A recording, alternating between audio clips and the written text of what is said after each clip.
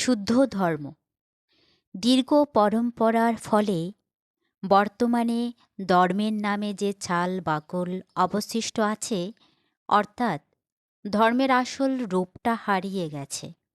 শুধু কলসটাই অবশিষ্ট আছে মাত্র। তা থেকে মুক্তি নিয়ে শুদ্ধ ধর্মের সার গ্রহণ করার চেষ্টা আমাদের করতে হবে। ধর্মের সারই মঙ্গলদায়ক এবং সার্থক। কেবল কলস নিরর্থক এবং হানিকর। সারপ্রাপ্ত হলেই সত্যিকার সুখ পাওয়া যায়। শুদ্ধ ধর্মের সার হচ্ছে শীল, সদাচার। কায়িক এবং বাচনিক দুষ্কর্ম থেকে বাঁচতে হবে। কায় এবং বাক দুষ্কর্মে লেগে থাকলে মনের গ্লানি এবং বিকার বাড়বেই। কারণ কায়িক এবং বাচনিক সকল দুষ্কর্ম কলুষমুক্ত মনের ধারায় সম্পন্ন হয়। চিত্ত দূষিত না হলে হিংসা, চুরি, ব্যভিচার, অসত্য অথবা মিথ্যা ভাষণ অথবা নেশাদ্রব্য সেবন কর্ম সংঘটিত হতে পারে না। কায় এবং বাক এর দুষ্কর্মের দ্বারা মনের মালিন্য বেড়েই যায়, কমে না। মনের সমস্ত প্রকার মালিন্য আমাদের দুঃখী করে, সুখী করে না। শুদ্ধ ধর্মের সার হচ্ছে সমাধি। কোনো কল্পনাবিহীন যথার্থ অবলম্বনের সাহায্যে চিত্তকে একাগ্র করার নামেই সমাধি। যেমন একাগ্রতা বিহীন চিত্ত মলিন থাকে, তদ্রূপ কল্পনা বা কামনার আধারে একাগ্র হওয়া চিত্তও মলিন।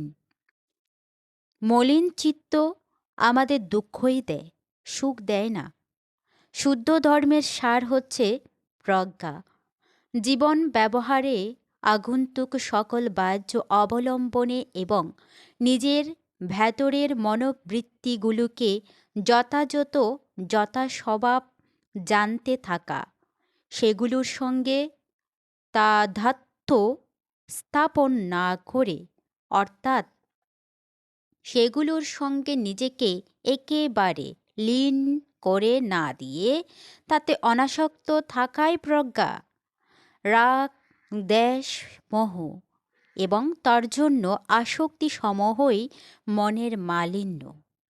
প্রজ্ঞা এই মালিন্য দূর করে। মালিন্য থাকলে আমাদের দুঃখই বাড়ে, সুখ হয় না। শীল, সমাধি এবং প্রজ্ঞার অভ্যাসের প্রত্যেক পদক্ষেপ হচ্ছে শুদ্ধ ধর্মের অভ্যাসের পদক্ষেপ, ধর্মের সার গ্রহণ করার পদক্ষেপ, সত্যিকার সুখ লাভ করার পদক্ষেপ। যার দ্বারা আমাদের শীল প্রতিষ্ঠিত হয় না, শুদ্ধ সমাধি পুষ্ট হয় না এবং প্রজ্ঞা স্থির হয় না, সেই কর্মকে নিঃসার পরম্পরা হেতু যতই ধার্মিক কৃত্য বলা যাক না কেন, বস্তুত তা সত্য ধর্ম থেকে, সার তথ্য থেকে দূরে নিয়ে যাওয়ারই পদক্ষেপ। এইরূপ সকল নিরর্থক বাহ্যচার, মিথ্যা কর্মকাণ্ড, নিষ্প্রাণ সংস্কার, দম্ভপূর্ণ দেখো নাই, আড়ম্বরপূর্ণ বেশভূষা, উঁচু জাতিতে জন্ম নেয়া অথবা ধনবান হওয়ার মিথ্যা অহংভাব সবই কেবল নিঃসার এবং নিঃসার। দুঃখ এবং দুঃখ নিজের জন্যও বটে, অন্যদের জন্যেও বটে। সেজন্য ধর্মের সারকে গ্রহণ করুন, নিঃসার ত্যাগ করুন। নিজের এবং অন্যদের সুখের জন্য, কল্যাণের জন্য।